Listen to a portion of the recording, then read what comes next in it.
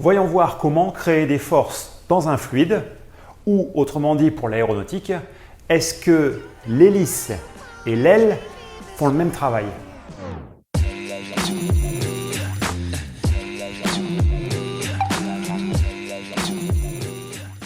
Donc le problème, ça va être de créer une force qu'on va appeler de sustentation qui va tenir notre avion en l'air et une autre force qu'on va appeler de traction qui va nous permettre d'aller d'un point A à un point B.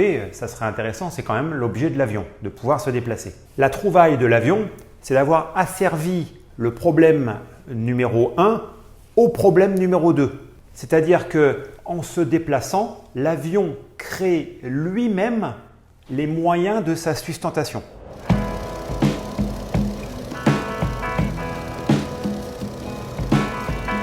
En quelque sorte, on peut dire que dans l'avion, la sustentation est créée gratuitement. C'est un plus qu'on obtient. L'hélico, lui, ne fait pas ça. Il doit payer pour se sustenter et il doit payer pour avancer. Ce point étant éclairci, ce qui me semble intéressant, c'est techniquement d'aller voir comment se débrouillent l'hélice et l'aile pour générer cette force, traction ou sustentation, alors qu'on est dans l'air. Est-ce qu'on peut dégager un principe de création de force dans un fluide qui serait appliqué aux deux systèmes, ou est-ce qu'il va exister une technique pour l'hélice et une technique pour l'aile? Alors je vais rappeler brièvement les conditions qui font qu'on a création d'une force de sustentation sur l'aile et dans un deuxième temps, les conditions qui font qu'on a une force de traction sur l'hélice.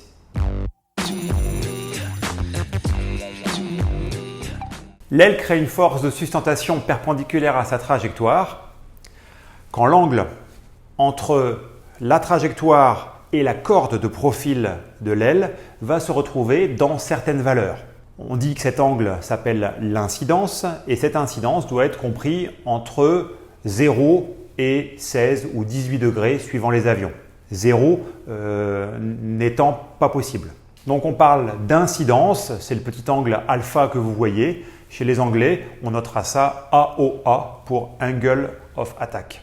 Petite parenthèse, pour les spécialistes, je ne parlerai pas ici de ce qui se passe quand l'incidence est inférieure à 0, dans certaines conditions, le fameux alpha CZ0, je n'en parlerai pas. Petite précision encore, si vous voulez savoir comment est produite cette force, à ce moment-là, allez voir la vidéo « Pourquoi les avions volent ». Aujourd'hui, je ne m'intéresse qu'aux conditions de création de la portance. Revenons à ce qui nous intéresse. Donc les conditions finalement pour qu'il y ait création de portance, eh bien, on en a deux. Il faut que le profil d'aile passe dans l'air avec une certaine vitesse, il faut qu'il y ait un écoulement d'air, et 2, il faut que l'angle d'incidence soit compris entre 0 et 18 degrés, on va dire. Dans ces conditions, il y a création de ce qu'on appelle une résultante aérodynamique, et quand je décompose de façon théorique cette résultante aérodynamique, j'obtiens deux forces. Une force de portance que par convention, on placera perpendiculairement à l'écoulement, c'est-à-dire perpendiculairement à la trajectoire, et l'autre parallèlement à l'écoulement, c'est-à-dire parallèlement à la trajectoire. Alors voyons maintenant quelles sont les conditions de création d'une force sur mon hélice. L'hélice, en passant dans l'air, va générer une résultante aérodynamique, comme l'aile, et qu'on va décomposer en deux forces, une traction et une traînée. Alors, ok, mais comment ça marche? Ça risque d'être un petit peu plus compliqué que pour l'aile parce qu'on va devoir avoir affaire à deux déplacements qui se font en même temps. Votre hélice va tourner dans l'air et donc va avoir ce qu'on appelle une vitesse tangentielle. Mais ce n'est pas tout. Non seulement elle tourne dans l'air, mais en même temps l'avion avance. Donc elle avance avec l'avion. Cette deuxième vitesse va être appelée la vitesse avion. Évidemment, pour que ce soit clair, on va en quelque sorte ajouter ces deux déplacements, ces deux vitesses et obtenir une vitesse résultante. Tout ce que je vais vous expliquer après va se jouer autour de ces trois vitesses. la vitesse tangentielle de l'hélice, la vitesse de l'avion et la composition des deux, la vitesse résultante. Alors avec le schéma, vous allez pouvoir suivre ce que je vais vous expliquer par la suite. J'ai juste placé ce que je viens d'expliquer, c'est-à-dire les vitesses tangentielles, vitesse avion, vitesse résultante. J'ai rajouté la corde de profil de l'hélice et puis c'est tout. Et maintenant, on va jouer un petit peu avec tous ces paramètres. Alors vous voyez l'incidence ici, alpha, c'est le même nom que pour notre aile. Notre hélice va créer une force appelée traction qui va être parallèle à la trajectoire et dirigée vers l'avant. Dans certaines conditions, il faut que notre petit angle d'incidence, ici noté alpha, soit supérieur à 0 et pas trop grand. Oh, ça me rappelle quelque chose. Et 2, il faut que l'angle d'incidence soit compris entre 0 et 18 degrés, on va dire. Notre incidence alpha va toujours être l'angle compris entre la corde de profil ou la corde de référence, c'est la même chose, et la vitesse résultante. La vitesse résultante. VR quoi, le vent relatif. Ça alors, vitesse résultante, vent relatif, il y en a un c'est pour l'hélice, l'autre c'est pour l'aile et finalement c'est la même chose.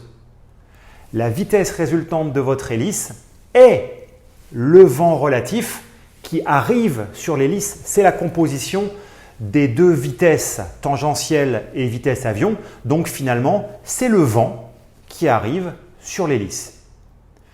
Que ça soit vent relatif pour l'aile ou vitesse résultante pour l'hélice, c'est la base de la valeur de votre incidence. Et cet alpha, pour créer de la traction à partir de mon hélice, doit être positif.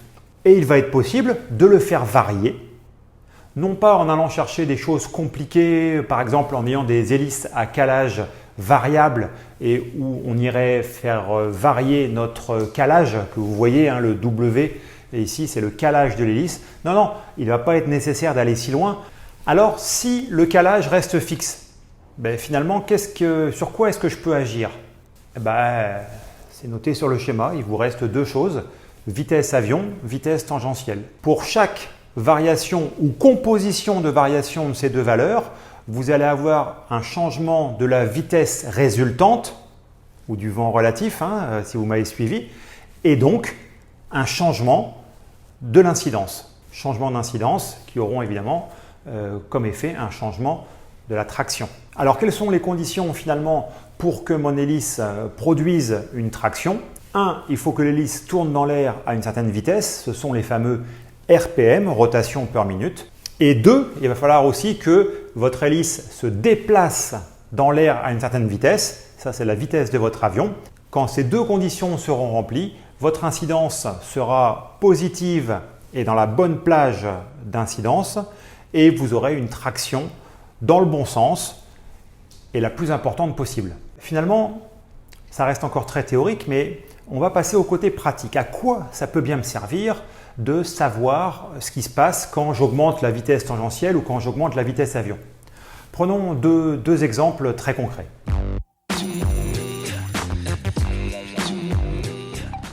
Premier cas, est-ce que vous êtes déjà demandé comment est-ce que ça se passait pour que l'hélice en vol ne tracte plus du tout? La traction vaut 0. C'est le cas à chaque fois que vous faites des exercices de panne moteur. Et pour obtenir ça, il suffit de diminuer ma vitesse tangentielle et donc de placer ma puissance moteur sur idle, ralenti.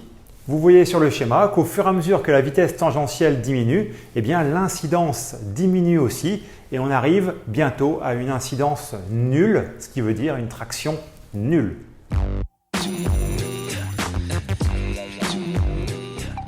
Le deuxième exemple est celui du virage engagé. Vous vous souvenez, le virage engagé, c'est la non-maîtrise de votre assiette pendant une inclinaison. Ce qui fait que votre avion va se retrouver rapidement dans cette position.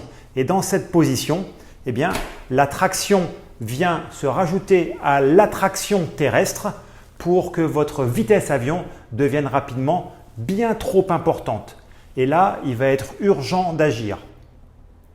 votre manette de puissance va être placée sur idle et donc votre vitesse tangentielle va diminuer. Et vous voyez que comme la vitesse avion est très grande, en fait votre incidence est devenue négative. Et l'attraction s'est renversée. Maintenant, c'est un frein. Je me limite à ces deux exemples, on pourrait continuer, hein, mais vous voyez bien l'intérêt de bien comprendre comment sont générées les forces sur l'hélice ou sur l'aile pour votre sécurité. Alors maintenant, eh bien, on va se servir de ce qu'on a vu pour conclure. Pour une aile d'avion, pour générer une force vers le haut, puisque peu ou prou mon aile est horizontale, il faut que je fasse passer de l'air dessus avec le bon angle. Et pour l'hélice, pour générer une force vers l'avant, puisque mon hélice est peu ou prou verticale, il faut que je fasse passer de l'air dessus avec le bon angle. Là, ça va, je crois que vous commencez à comprendre le truc. Alors, est-ce qu'on ne pourrait pas aller un petit peu plus loin ? Notre angle d'incidence représente finalement la nécessité pour nous de dévier un débit d'air dans la direction opposée à la force que l'on veut créer. Généralisons, dans un fluide, si vous voulez vous déplacer d'un côté, eh bien vous allez devoir pousser du fluide dans l'autre sens. Le nageur pousse de l'eau vers l'arrière pour se déplacer. L'hélice du bateau va pousser de l'eau vers l'arrière pour se déplacer.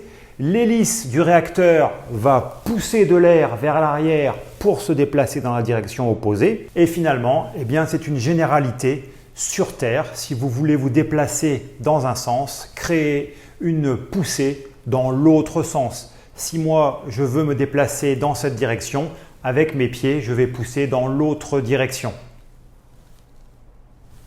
Et je suis encore là pour la conclusion. Newton avait raison. Son troisième principe, action-réaction, est vérifié sur la Terre. La vidéo est terminée. J'espère que le contenu vous a plu. Si c'est le cas, abonnez-vous. Comme ça, vous ne louperez pas la suivante. Et d'ici là, bye bye.